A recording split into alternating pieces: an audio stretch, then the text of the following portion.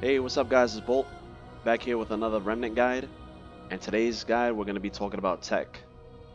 For those of you who don't know what tech is, pretty much every game has them, and it's a set of moves, glitches, or exploits that allow you to play the game more efficiently. Now, these specific moves aren't game breaking, and they aren't going to make the game super easy for you, but they will allow you to play the game more efficiently. So for those of you who learned something in this video and enjoy it, please drop a like, comment. If you have any questions related to any of these moves, drop a comment, let me know, and I'll be sure to help you as best as I can. But yeah, let's get right into it. Alright guys, so for the first tech that we're going to discuss, is probably my favorite, and that's the animation cancel. If you ever noticed that when you cast a mod, your character stays locked in place casting the mod. When you're locked in place, you're unable to dodge, shoot, cast another mod, whatever it is. But with the animation cancel, we'll be able to cancel the animation of casting that mod and be able to shoot, dodge, cast another mod, whatever it is that you're trying to do. This is going to increase our survivability if you need to dodge while casting a mod, and it's going to increase your DPS because while you're canceling the casting animation of the mod, you'll be able to shoot or cast your second mod. So, for example, when I cast Seeker, you see that move that my character does when his arm is straight up in the air? When you're there like that, you can't do anything. But if you animation cancel, just like that, I'm able to move. So, on how to animation cancel is you cast a mod and immediately switch to your secondary weapon. There you go, just like that. Immediately switch. So, with Unstable Quills, I'll cast it, and my character's arm is stuck out. When the character's arm is stuck out, you can't move, you can't shoot, you can't do anything. But if I animation cancel while I cast it, which is switching to my other weapon, I'll be able to move. So, just like that. That's how you animation cancel, guys. So I'm going to show you how to do it with Barb Terror. I'm going to show you how it locks you into place first, and you won't be able to dodge, and it usually kills you a lot. It's killed me a few times too, guys, when you forget to animation cancel whatever. So this is what it looks like when you don't animation cancel. Look at that, I couldn't dodge, he hits me. So I'm going to show you how animation canceling will save you.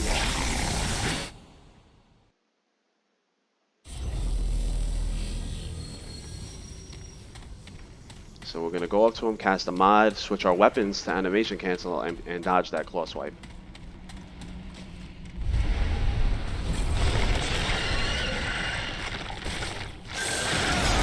Just like that, guys.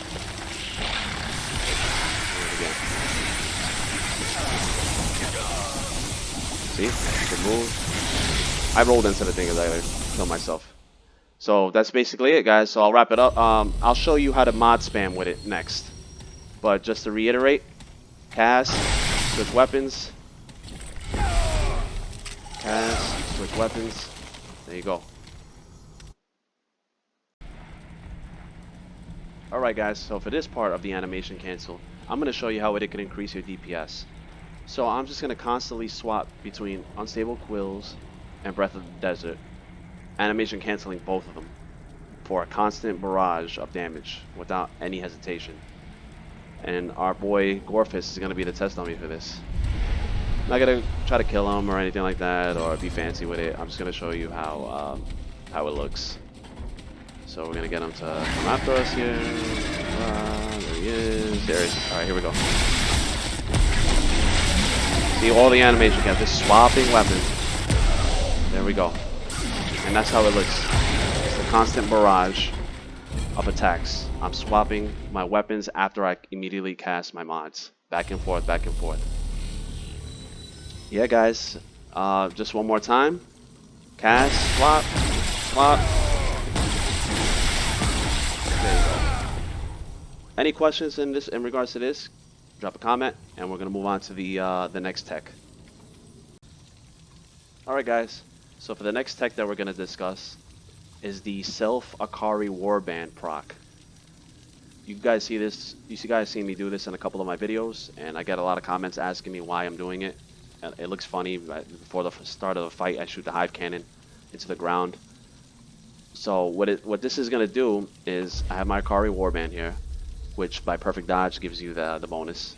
Perfect dodging enemy attacks increases crit chance by 15% and crit damage by 15% for 20 seconds, which is probably one of the best rings in the game. So if you're fighting an enemy who doesn't have a lot of attacks in which you're allowed to perfect dodge, often Stormcaller is one that comes to mind, Shroud is one that comes to mind. What you're going to do is, if you can do this with many different mods or weapons, I'll show you a few of them. In this one, we have the hive cannon equipped. So you're going to shoot it to the ground, and while you're shooting the mod into the ground, you're going to immediately dodge it, and you'll get the perfect dodge. So it'll look like this. Just like that. You see the bottom of right screen, my Akari warband is proc. Perfect dodging mods is also a nice way to live. So if you guys are if you guys have used explosive shot, you know that it's known to kill you're known to kill yourself a ton of times using it. But you could perfect dodge your own shot. So what that'll look like, just the same way I did with the hive cannon, you'll perfect dodge the explosive shot, just like that. So you can actually shoot an enemy in point blank and perfect dodge it at the same time, just like that. Right? So another cool one that you could proc your own Akari warband with is using Cold Spear.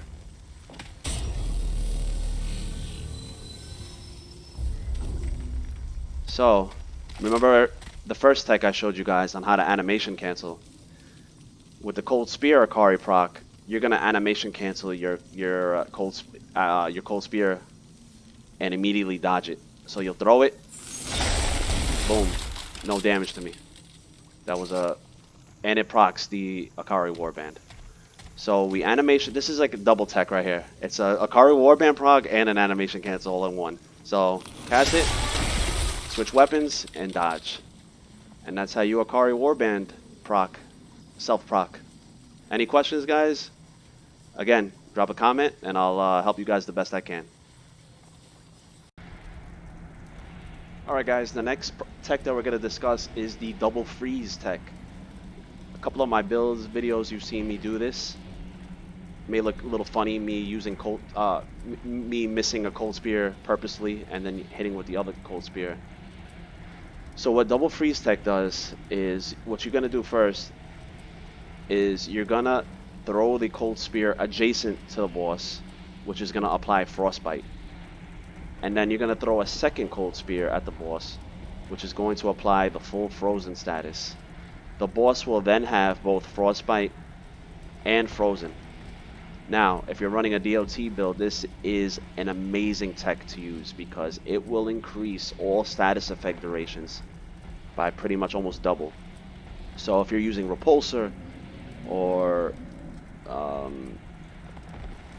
Butcher's Flail for corrosion, for example, it's going to add about 4 seconds to your status duration. I believe Frozen only adds 2. You add Frostbite, I believe it adds another 2. It increases to like about a 35% increase to your status duration. So it'll look something like this. Our buddy Gorfus here is going to be our test dummy. Bias. So the basic one, and then boom, we got our double freeze right there. And now it's going to increase the duration of the corrosion. Look how long that's lasting, guys, the corrosion. Yep. And that's how you double freeze, guys. Just one thing about double freezing is the terrain, for some reason, throws the frostbite off.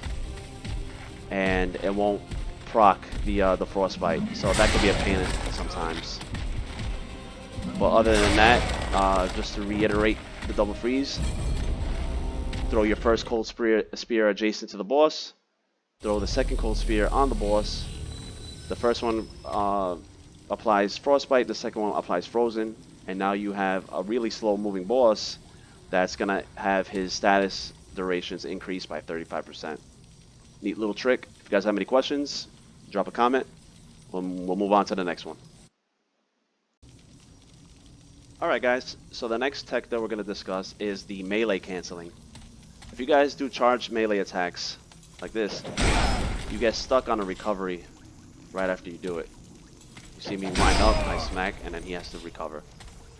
So, in order to cancel that little bit of recovery, after doing a charged melee attack, you're immediately going to aim your weapon. This will cancel the recovery period of the melee, and you'll be right into DPS mode, ready to attack your enemy. So it'll look like this.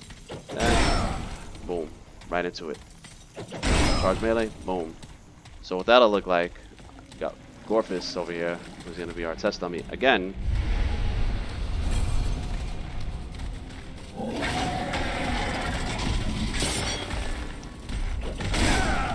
there you go.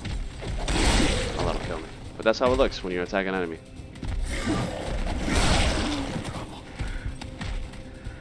Trying to do it here, but there you go. Trying to kill me, and that's how you melee cancel, guys.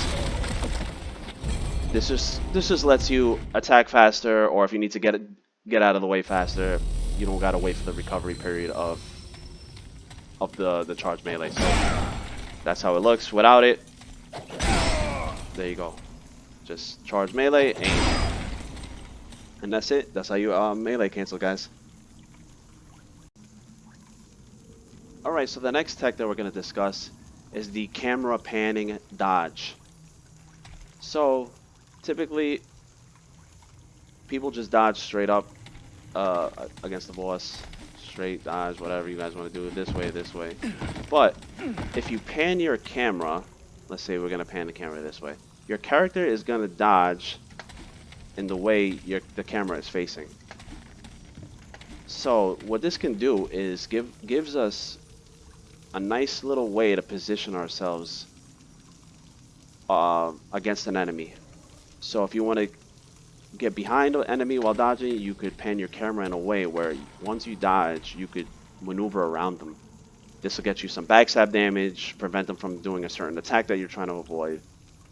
So what we're going to do, our buddy Gorfist here, his opening attack, his sword lunge, is we're going to pan our camera to get to the side of him. Now, when I'm on the side of Gorfus, he's not going to do his secondary attack, which is usually his backhand slap or his sword swipe, his horizontal sword swipe. So that's a nice way to avoid that opening attack. So it'll look like this: the panning dodge, the camera panning dodge. Let him do his thing, pan our camera, and boom, we can get right into it. Oh, he actually did the attack. Let's see if I can get him to do it again. Alright, come on, guys. And we did a nice little melee cancel there, too. That'll kill me. And that's it, guys. You see how he didn't even follow up with the attack? Because we maneuvered in a way where he wouldn't do that attack. So it's a neat little trick. You could use it if you pan more aggressively to a certain direction. You can actually get behind enemies while you dodge, which is pretty cool if you want to get some style points. But yeah, any questions in regards to this, yeah, drop a comment and we'll move on to the next. Alright guys, the next tech that we're going to discuss is the melee camera panning attack. Similar to the camera panning dodge, but with this one is we're going to pan the camera in a way where we could get behind the boss as we use our melee attacks. Certain weapons are better at doing this. For example, the Scar of the Jungle God here is probably the best at, you could pan the camera in a way that you can get behind the boss, and the boss is going to just constantly try to turn around, and you can cheese him to death. So we're going to switch our test dummy just for testing purposes here, and we're going to use Ancient Construct, and we're just going to use this. And we're going to get behind him constantly.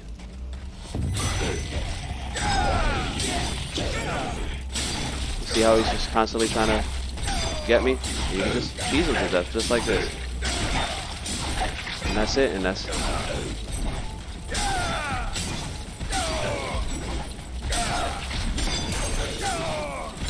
The Scar of the Jungle God is literally the best weapon at doing it. Sometimes you'll get caught in the terrain, and you won't be able to do it. It'll block you, but I guess I'll just kill him, right?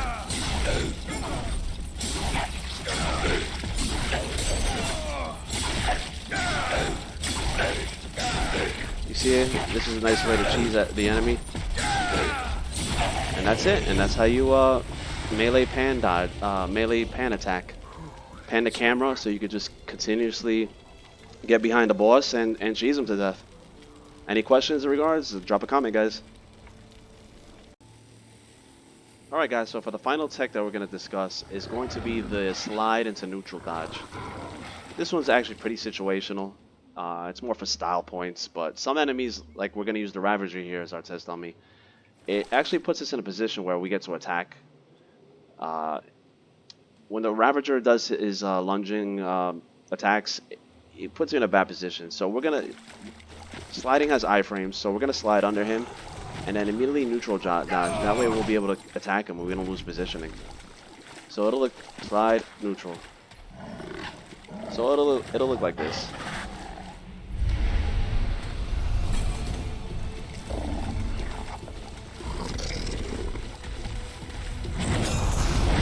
Alright, that didn't work that time. Let's do it again.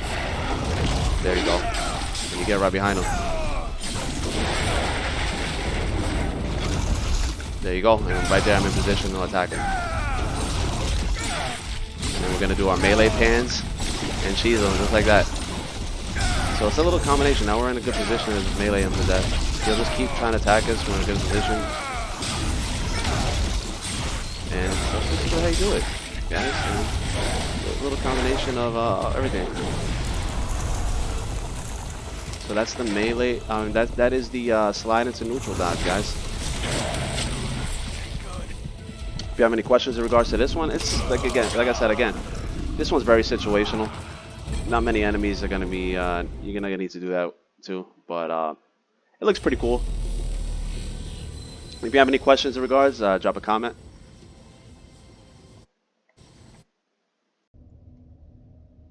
Alright guys, so that wraps up the Remnant tech guide. Hope you guys enjoyed it. Hope you guys learned something. If you have any questions in regards to anything in this video or anything you need answers to, drop a comment. You guys know I love to respond to all of the comments. I try to anyway.